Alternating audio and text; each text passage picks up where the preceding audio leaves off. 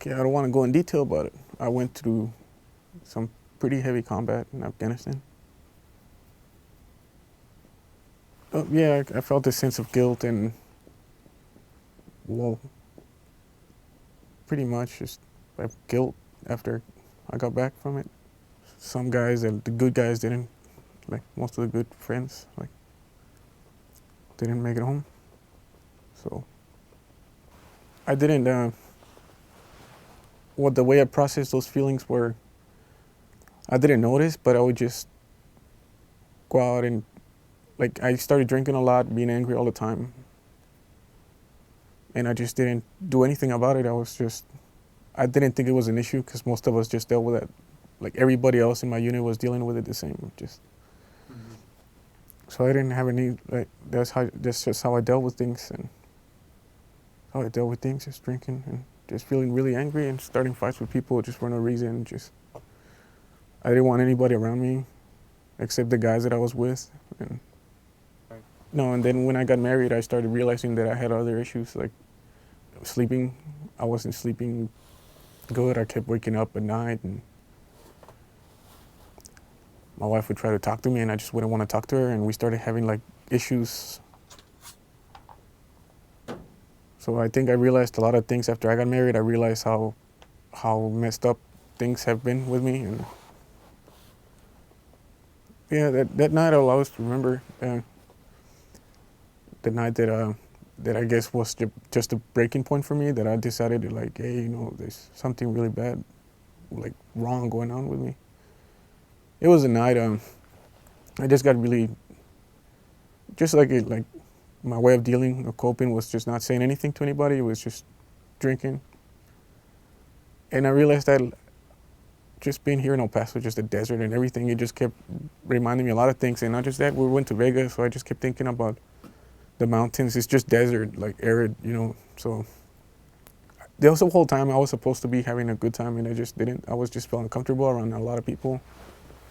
So one night at a hotel, I just was drunk and angry. Then I started watching war movies. Like, that's the way I used to dig into stuff. Just start watching war movies. Like, then I started watching a really bad war movie, and it reminded me of just, I got really freaked out.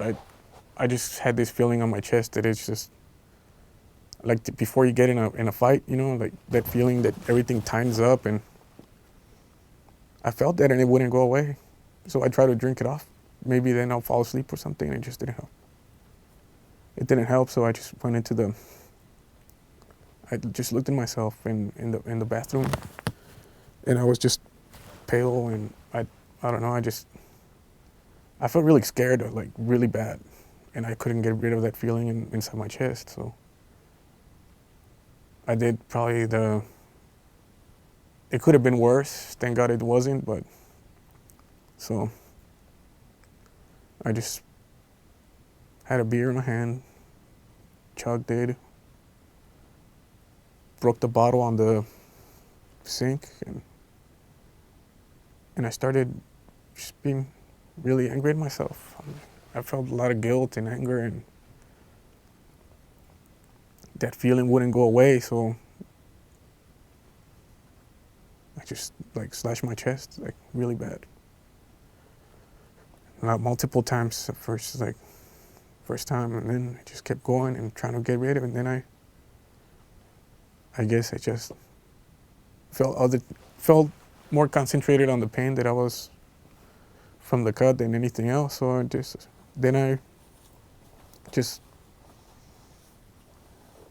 I was thinking about ending it right there, but I don't know. I guess if I wasn't in my right senses, if I would have been more, or if I would have had the means, I probably would have taken my own life. Yeah. So I did that, and next morning I woke up and my wife was freaking out, like trying to patch me back together. And then that morning I was like, what the hell am I doing? Like, what? Like, I've always been pretty good. I've been a good soldier. Like, I think anybody that knows me, they know I'm squared away, and how much I try to be a good soldier. But after that, I just realized that I need help. I need to talk to somebody. So I got back to the unit, and I would be embarrassed of my chest thing. I was doing PT. I would do push-ups, and I would just have like blood, and I was trying to hide it from my drills and from my fellow soldiers. I don't want them to think I was just like awkward. I don't want to have any. I don't want to have any. How do I say it? I didn't want to be singled out. In other words, so I just kept my mouth shut. And then the other NCOs, the other squad leaders were. Only one of them's like real close to me. Like I could say I could trust him with anything. And then I told him, because he would usually come and punch me in the chest, just joking around, like a what's up kind of. And I heard, I'm like, ah, and he's like, what's wrong? I'm like, nothing, man.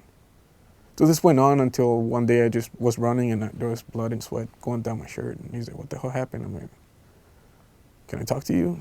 And I told him, hey, I don't think I'm a wuss. Like, don't. But I did this. I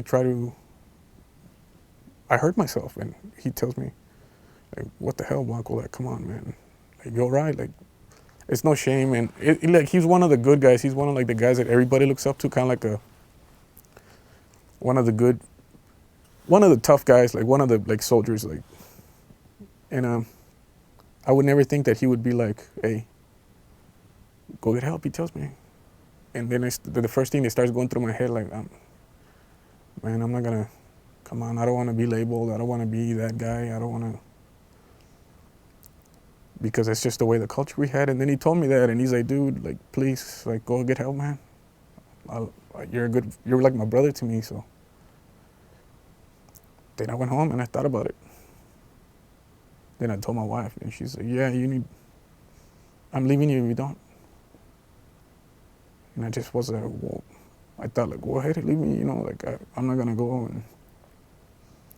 But then I realized, like, what the things that I put her through, and I'm like, okay, I'm gonna go. I'm gonna get help. And I did. And it took me a while. Took me a while to get over that, and it still bothers me, but at least I'm alive, like, I'm pretty sure if I wouldn't have gotten help, there was going to be another night that I would just go and do the same thing again. And who knows, maybe, I don't know.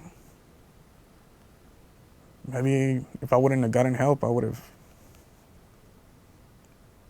like I said, been in that situation again. And that's one thing I don't know. I just stopped being selfish pretty much. I just thought about my family, and that we have the resources to go and kind of get better, like. So yeah, I went to get help and started talking there at the Embedded Behavioral Health in 1-1. It just started from there.